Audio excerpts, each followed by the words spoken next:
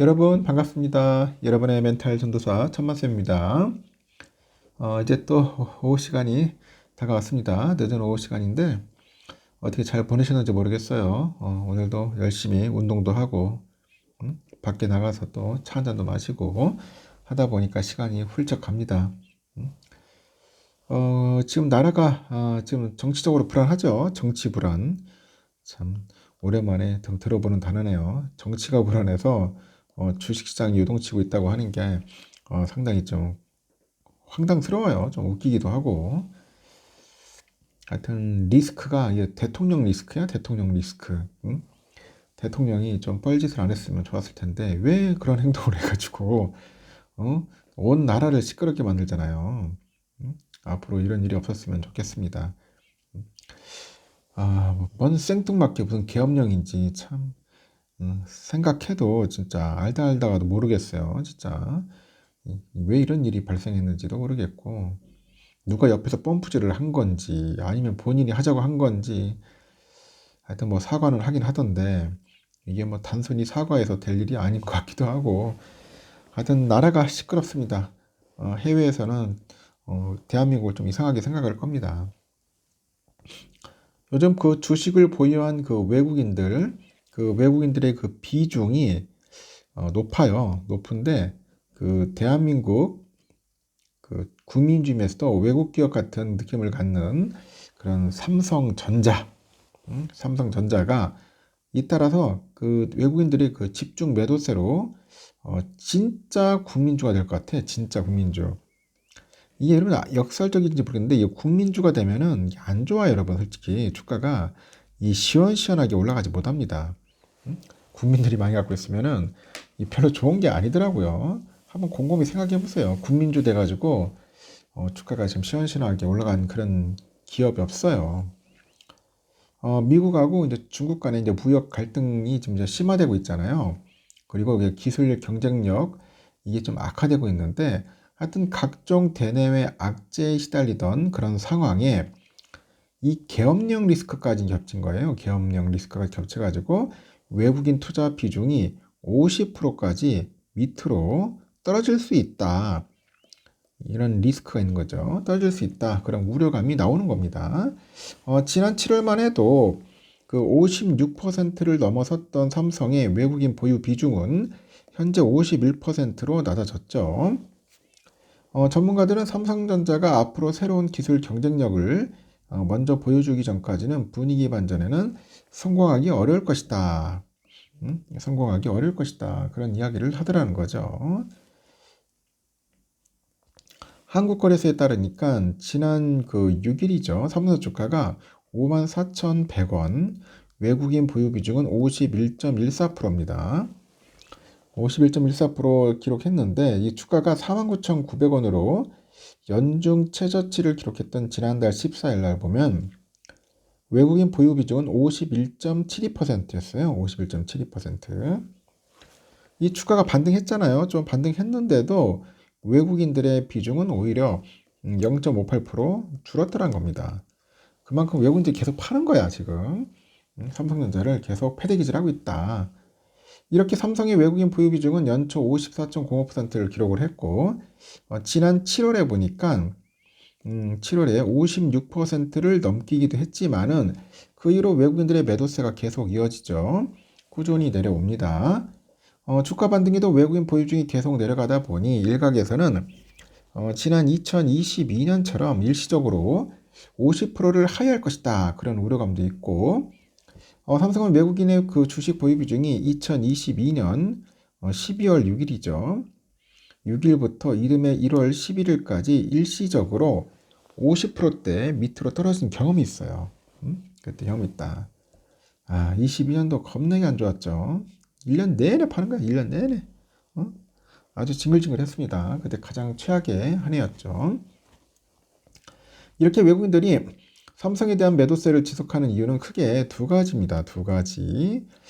트럼프 행정부 2기 집권을 코앞에 둔 상황에서 미국과 중국의 무역 분쟁이 더욱 심화돼서 삼성전자의 그 이 중국향 매출이 크게 꺾일 거란 그런 우려감도 있어요. 그리고 또 하나는 삼성이 최근 IT 업계의 최대 화두이자 그런 가파른 랠리를 보이고 있는 생성형 그 인공지능 AI죠. 이거의 필수 제품인 HBM의 기술 경쟁력에서 다른 경쟁사한테 밀리고 있다. 밀리고 있다는 그런 이유도 있다는 거죠. 여기에 지난 3일에 이제 발생한 기업령 사태로 한국의 정정 불안 그리고 환율 리스크까지 부각되고 대외 신인도가 내려가다 보니 대표적인 외국인 선호 종목이었던 삼성전자, 이 삼성전자가 이 매도세 중심에 있는 거예요. 매도세 중심에 있고요. 서울매국한 중계에 따르니까 원달러 환율은 지난달 초만 해도 달러당 1380.50원으로 1300원대에 머물렀지만은 이 계엄령 사태가 발생한 지난 3일 1417.5원까지 치솟고 그 이후로 1415원에서 한 1416원대에서 내려오지 못하고 있더라. 그런 이야기죠. 미국 상무부 산업안보국에서 지난 2일에 관보를 통해 가지고 대중 수출 통제 대상 품목에 이 HBM 제품을 추가하겠다고 밝혔어요. 중국이 이제 AI 개발에 필요한 HBM을 확보하지 못하도록 제한하기 위해서인데 이 HBM은 그 최신 AI 모델이나 이 고성능 그래픽 서버 등에 쓰이는 필수 제품이죠. 미 상무부는 HBM 대중 수출 제재 해외 직접 생산품 그 규칙도 적용을 해요. 그래서 그 제3국에서 생산된 HBM이라도 특정 요건에 해당이 되면 미국산 제품으로 간주해가지고 수출을 통제하겠다고 압박을 하는 겁니다. 미국산 소프트웨어, 장비나 기술 등이 사용된 제품이라면은 수출 통제 대상이라는 거예요. 이렇게 글로벌 반도체 기업 상당수가 제품의 설계나 그런 제조 과정에서 미국산 소프트웨어하고 이 장비 기술을 사용하기 때문에 대부분의 HBM 제품들은 FDPR을 적용받을 거로 이제 예상을 하는 거죠. 이렇게 글로벌 HBM 시장은 삼성과 하이닉스, 미국, 마이크론 등이 주도하는데 대중 수출 규모가 컸던 삼성전자가 가장 큰 타격을 입을 수 있다는 그런 진단이 나오죠. 삼성의 구형 HBM 제품들은 안정적인 수율과 공급 능력을 갖추고 있고 화웨이하고 바이두, 텐센트 등 중국 기업들이 미국의 제재 전에 사재기 대상이 됐기 때문에 그래요. 그러니까 중국 업체들의 그 HBM 구매 행렬이 올 초부터 이어져서 삼성전자 HBM 매출의 약 30%가량이 중국 업체들로부터 발생한 것이다. 이렇게 추정을 하는 것 같습니다. 전문가들은 삼성전자에 대해서 여러 대내외 악재가 겹쳐졌지만은 결국은 기술 경쟁력을 회복하면은 투자 심리가 다시 올 것이다 분석을 하는 겁니다.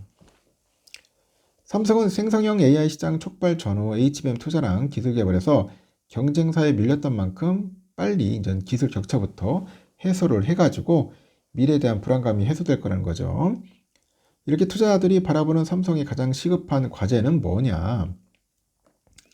그 엔비디아의 삼성전자 5세대 HBM 제품인 HBM3E를 납품하기 위해서 품질 테스트의 최종 통과입니다. 이렇게 본격적인 납품이 이루어져야지 엔비디아 공급망에 그 진입을 해가지고 AI 반도체 랠리에 올라탈 수 있는 거예요. 그래서 하이닉스 등 다른 경쟁사들과 이 본격적인 경쟁이 가능해질 거라고 보는 거죠. 미국의 규제 이슈는 중국향 매출이 있는 삼성에 대한 투자들의 걱정이 될 수는 있는데 냉정하게 생각하면은 중국 매출은 투자 방향성의 본질과 무관하다. 기술 격차가 해소되면은 중국이 없어도 주가는 상승하고 기술 격차가 해소되지 않으면 중국향 매출은 의미가 없다 분석을 하는 것 같습니다. 또 이 HBM에서 드러나는 삼성의 경쟁력 그 약화로 인해서 기존의 기술의 삼성이라는 이미지가 훼손이 됐죠. 이 근원적인 경쟁력 회복은 생각보다 오래 걸릴 수 있겠지만은 문제를 숨기기보다는 공론하는 것은 긍정적인 변화의 시점이다. 변화의 시작이다. 이렇게 지적하는 사람도 있어요. 뭐 이랬든 저랬든 간에 결국은 기술입니다.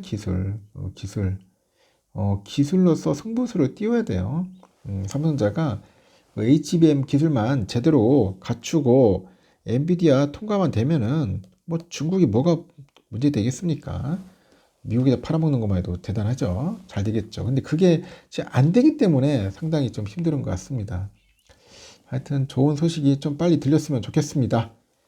여기까지 하고요. 나중에 마지막 시간 때 뵙도록 하겠습니다.